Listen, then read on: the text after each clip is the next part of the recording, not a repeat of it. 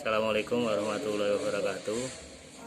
Presentasi tugas mata kuliah manajemen kurikulum pendidikan STEM, dosen Dr. Basuki MAG oleh Joeni NIM 5022210020 semester 1. Untuk tugas saya adalah bab 1, yaitu kurikulum dalam pendidikan Islam.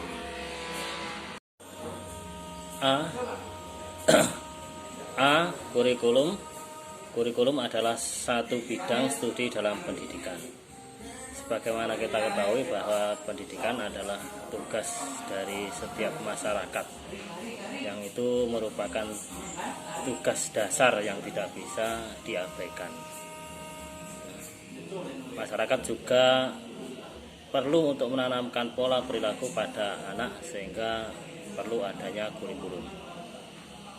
Salah satu caranya yaitu di sekolah atau lembaga pendidikan yang sebagian juga didirikan oleh masyarakat.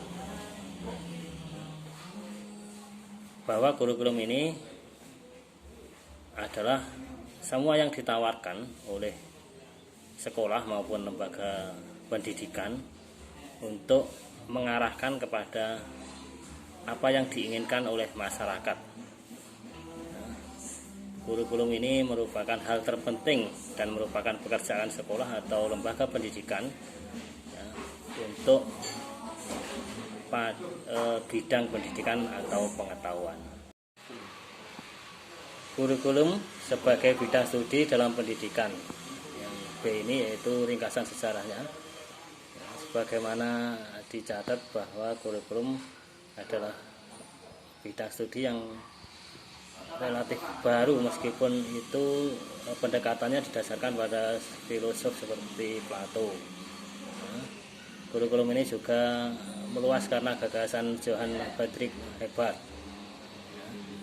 Juga pernah ditulis oleh Franklin Covey dengan nama The Curriculum pada tahun 1918. Kemudian ada dukungan yang besar terhadap kurikulum sebagai bidang studi dalam pendidikan, dan berdirinya sebuah departemen kurikulum, yaitu di Vassar College di Universitas Columbia di New York pada tahun 1937. Untuk bidang studi pada kurikulum yaitu ada 8.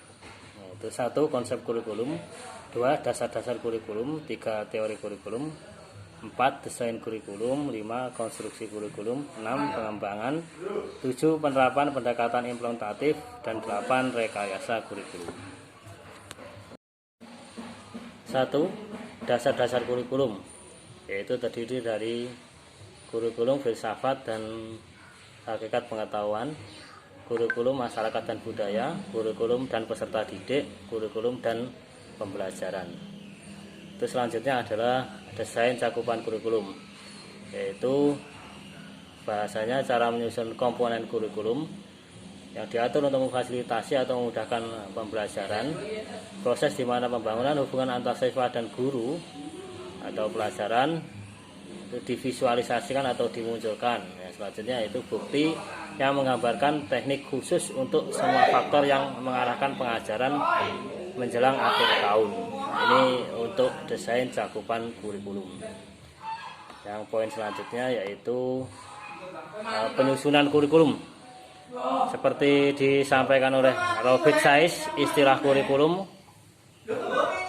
konstruksi kurikulum berarti proses pengambilan keputusan yang berkaitan dengan sifat komponen kurikulum dan organisasi mereka dalam kaitannya dengan masing-masing komponen mereka dalam organisasi. Yang keempat yaitu pengembangan kurikulum. Pengembangan kurikulum ini adalah proses yang menentukan bagaimana kurikulum itu akan dibangun. Pengembangan kurikulum dan konstruksinya adalah dua proses yang biasanya tumpang tindih. Keputusan yang terkait dengan pengembangan dan pendekatan yang terkait dengan pengembangan diambil pada saat yang bersamaan. Oleh karena itu harus ada komplementaritas antara dua proses, atas pengembangan dan pembangunan kurikulum. Selanjutnya Yang kelima adalah setelah kurikulum dibangun dan dikembangkan, barulah proses penerapannya, yaitu perlu ada dimensi untuk menyajikan kurikulum dan mengevaluasinya. Selanjutnya proses membangun, mengembangkan dan menerapkan kurikulum tidak berurutan dari segi waktu, melainkan paralel atau sejajar satu sama lainnya. Yang selanjutnya yaitu yang keenam, yaitu teknik kurikulum. Sebagaimana disampaikan oleh Beckham, mendefinisikan kurikulum engineering sebagai semua proses yang diperlukan untuk menjadikan kurikulum sebagai suatu sistem, meningkatkan fungsi di sekolah, dan kurikulum sebagai suatu sistem yang memiliki 3 fungsi dasar, yaitu 1. Produksi kurikulum, 2. Penerapan kurikulum, 3. Perkiraan efektivitas kurikulum. Jadi efektivitasnya sejauh apa dari kurikulum tersebut itu. Ya. Yang ketujuh yaitu perbaikan dan perubahan kurikulum. Ada 2 hal tentang perubahan kurikulum yang harus digarisbawahi, yaitu pertama, bahwa perubahan adalah sesuatu yang tidak dapat dihindari, sehingga itu harus ada dirubah dan dievaluasi. Yang kedua, bahwa perubahan tersebut bias mengarah kepada yang baik dan yang buruk. Dan perbaikan kurikulum ini dibandingkan dengan mengubah kurikulum, seperti dikatakan Hilda, adalah mengubah nilai yang menjadi dasar kurikulum. Ya, di sini dapat dikatakan bahwa selama perubahan pasti akan terjadi. Ya, lebih baik diarahkan dengan intervensi cerdas dalam perubahan ini daripada membiarkannya terjadi secara acak sebagai akibat dari keadaan yang muncul.